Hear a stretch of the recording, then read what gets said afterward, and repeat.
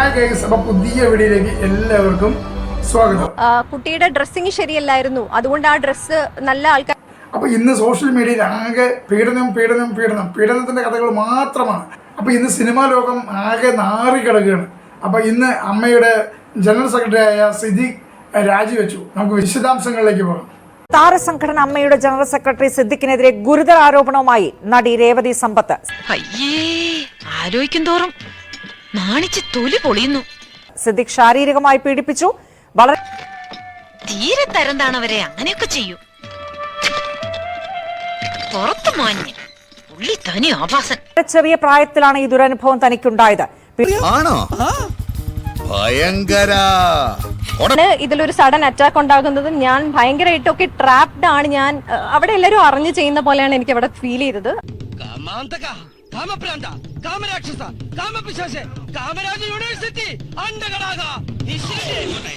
അവിടെ അന്ന് ആ ഹോട്ടലിൽ നിന്ന് പലർക്കും ഇതറിയാം, അവിടെ ഒരു റെഗുലർ പ്രോസസ്സിൽ നടക്കുന്നുണ്ട് എന്ന് ഞാൻ ശരിക്കും വിശ്വസിക്കുന്നുണ്ട്. അന്നത്തെ പല ഇമേജസും നായകന്മാരൊക്കെ തല്ലിപ്പൊളികളുമാണ്, സിനിമയിൽ സൽഗുണ സമ്പന്നൻ, ജീവിതത്തിൽ മഹാപോക്രികളും. ഈ അറ്റാക്ക് സംഭവിച്ചതിന് ശേഷവും അയാൾ ഒരു ഉളുപ്പില്ലാണ്ട് എന്റെ ഫ്രണ്ടിൽ ഇരുന്ന് എങ്ങനെയാ എന്റെ ദേവിയെ മനുഷ്യന്മാരുടെ ഉള്ളറിയാ. ഹേമ കമ്മീഷൻ റിപ്പോർട്ട് വന്നതിന്റെ പുറകിലാണ് ഓരോ നടിമാരും എന്നെ പീഡിപ്പിച്ചു എന്ന് പറഞ്ഞിട്ട് പീഡനത്തിന്റെ കഴിഞ്ഞുപോയ പഴയ കാലത്ത് അല്ലെങ്കിൽ ചെറുപ്പകാലത്ത് പീഡിപ്പിച്ച കഥയുമായിട്ട് എന്നെ പീഡിപ്പിച്ചു എന്ന് നടിമാരുടെ പരാതികൾ വന്നുകൊണ്ടിരിക്കുന്നത്. ആ പീഡിപ്പിച്ചു എന്ന് പറയുന്ന സമയത്ത് തന്നെ കരണം നോക്കി ഒന്ന് കൊടുത്തിരുന്നെങ്കിൽ ഇത്രയും പ്രശ്നങ്ങൾ വരില്ലായിരുന്നു. ചോറും തൈരും മീൻകറിയും കൂട്ടി കഴിച്ച ഒരു മനുഷ്യനാണ്. സൗകര്യം കിട്ടുമ്പോൾ തിന്നില്ലെങ്കിൽ ഒടുവിൽ ഡയബറ്റീസ് വരുമ്പോൾ ഖേദിക്കും. ഇങ്ങനെ കഴിച്ചാൽ അതിന് മുമ്പ് തന്നെ ഖേദിക്കാം. അതിൽ പോലും ഒരു സെക്ഷൽ ഫ്ലേവർ കലർത്തി ആള് സംസാരിച്ചിട്ടുണ്ട്. എന്താ പറയരുത്, കാണിക്കാം, അതിന് കുഴപ്പമൊന്നുമില്ല, എന്റെ നാക്ക് ചൊറിഞ്ഞു വരുന്നുണ്ട്. വൈരുദ്ധ്യ ആഹാരങ്ങൾ, അങ്ങനെ എന്തോ ഒരു വാക്ക്. സിദ്ദിഖ് ഡയറക്റ്റായിട്ട് സിദ്ദിഖിന്റെ റെസ്പോൺസ് തന്നെ എനിക്ക് ഭയങ്കര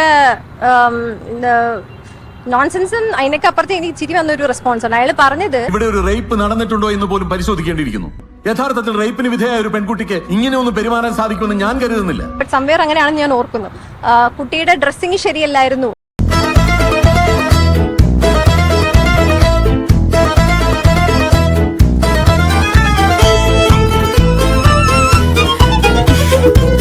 അതുകൊണ്ട് ആ ഡ്രസ്സ് നല്ല ആൾക്കാരൊക്കെ വരുന്ന ഒരു സ്ഥലമാണ്, അതുകൊണ്ട് ആ ഡ്രസ്സ് ഒന്ന് നേരെ ഇടൂ എന്നാണ് ഞാൻ പറഞ്ഞതെന്നുള്ളൊരു. കാലം മാറി സാർ, പുതിയ തലമുറയിലെ പെൺകുട്ടികൾ അങ്ങനല്ല. അവർ വ്യക്തമായി വിളിച്ചു പറയും ആരാ എന്താ എങ്ങനെയാന്ന്. ഡിസാസ്ട്രസ് കമന്റാണ് പുള്ളി പറഞ്ഞത്. ഡിസാസ്ട്രസ് കമന്റാണ് പുള്ളി പറഞ്ഞത്. ഒരു മനുഷ്യൻ പറയാണ്, വേറൊരാളുടെ വസ്ത്രത്തിനെ പറയാണ്. സോ ഇതായിരുന്നു. പിന്നെ എങ്ങനെയാണ് അവർ പെരുമാറേണ്ടത്? അപമാനം ഭയന്ന് എല്ലാം ഉള്ളിലൊതുക്കി വിധി എന്ന് കരുതി സ്വയം ആശ്വസിച്ച് നിശബ്ദരായിരിക്കണം എന്നാണോ താങ്കൾ ഉദ്ദേശിക്കുന്നത്? അയാളിൽ നിന്ന് പറഞ്ഞ സ്റ്റേറ്റ്മെന്റുകൾ എന്താണ്? എവിടെ വേണോ പോയി പറയാം, ഒരാളും നിന്നെ വിശ്വസിക്കാൻ പോകുന്നില്ല എന്നൊരു സ്റ്റേറ്റ്മെന്റ് കേട്ടോണ്ടാണ്. അത് ഉൾക്കൊള്ളാൻ പറ്റാത്ത താങ്കളുടെ പ്രായത്തിന്റെ സങ്കുചിത മനസ്സിന്റെ പ്രശ്നമാണ്. ഹേമ കമ്മീഷൻ റിപ്പോർട്ട് വന്നതിന്റെ പിന്നാലെയാണ് ഓരോ പീഡന കഥകളും വന്നുകൊണ്ടേയിരിക്കുന്നത്. കൃത്യമായി പറഞ്ഞാൽ പ്രതികരിക്കേണ്ട സമയത്ത് തന്നെ പ്രതികരിക്കണം. അന്ന് പ്രതികരിക്കാതെ എന്തിന് ഒരു വർഷങ്ങളോളം ഇത് മറച്ചു വെച്ചു? ഇങ്ങനെയൊരു ഹേമ കമ്മീഷൻ റിപ്പോർട്ട് വരുമ്പോൾ അപ്പോൾ വെളിപ്പെടുത്താമെന്ന് കരുതിയാണോ ഇത്രയും കാലം ഇങ്ങനെയുള്ള രഹസ്യങ്ങളൊക്കെ ഇവർ മൂടി വെച്ചിരുന്നത്?